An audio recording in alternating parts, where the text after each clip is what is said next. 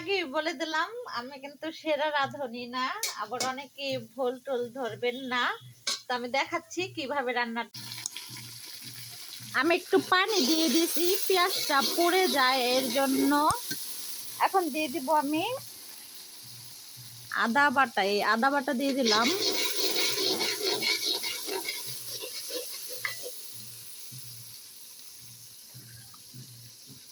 তারপরে একটু মরিচের গুঁড়া দিয়ে দিলাম,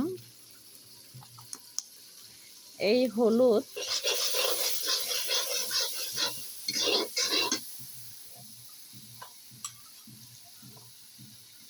এ দিয়ে দিল লবণ,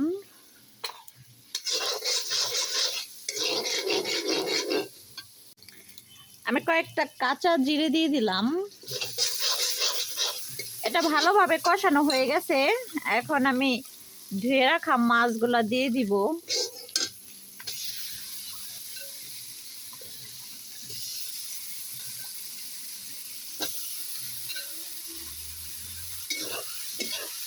এখন মাছগুলা ভালোভাবে কষাবো।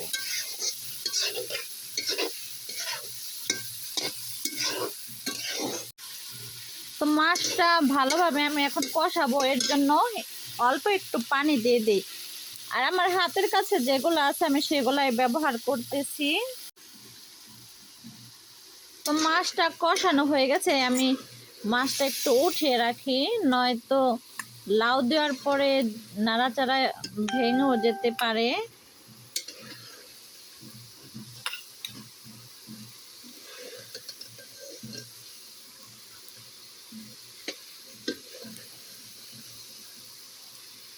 হয়েছে, আর উঠাবো না, এই কয়েকটা থাক, এগুলা লাউয়ের সাথে ভেঙে দিব। এই দিয়ে দিলাম লাউটা।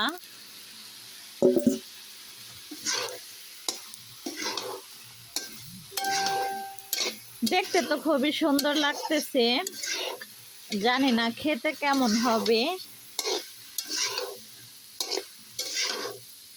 এখন এটা ভালোভাবে কষাবো। তো লাউটা আমি অনেকক্ষণ কষালাম, কষানোর পরে এখন আমি মাছটা দিয়ে দিব।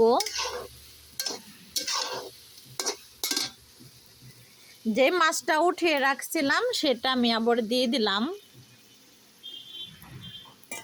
এখন পরিমাণ মতো পানি দিয়ে দিব। লাউয়ের তরকারিতে বেশি পানি দিতে হয় না, এমনিতেই পানি উঠে যায়।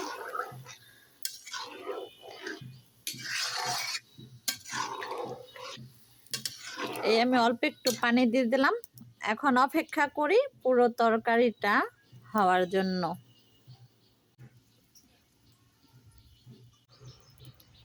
তো অনেকক্ষণ ধরে রান্নাটাই দেখাচ্ছিলাম।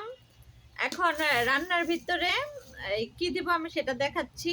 এই হচ্ছে ধইনা পাতা। এই ধইনা পাতাটা রান্নাটা যখন হয়ে যাবে তখন দিব। আমি একটু বেছে নিতেছি।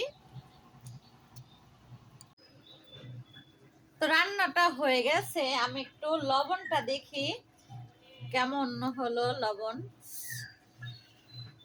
দেখে তো মনে হচ্ছে ভালোই হবে।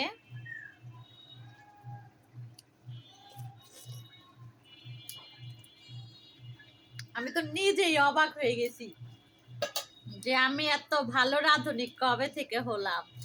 আসলে তরকারিটা খুবই মজা হয়েছে, নিজের রান্না দেখে বলছি না, আমার কাছে তো খুবই ভালো লাগলো। তো হয়ে গেছে, তার আগে আমি একটু ধইনা পাতা দিয়ে নামিয়ে নিব। এই ধইনা পাতাটা দিলাম। আমি তরকারির পুরা এটা দেখাচ্ছি। তো এই হচ্ছে রান্নাটা, দেখে কার না জিভে জল চলে আসবে বলুন। তো এ হচ্ছে তরকারি রান্নার ফাইনাল লুকটা, দেখতে খুবই সুন্দর লাগছে।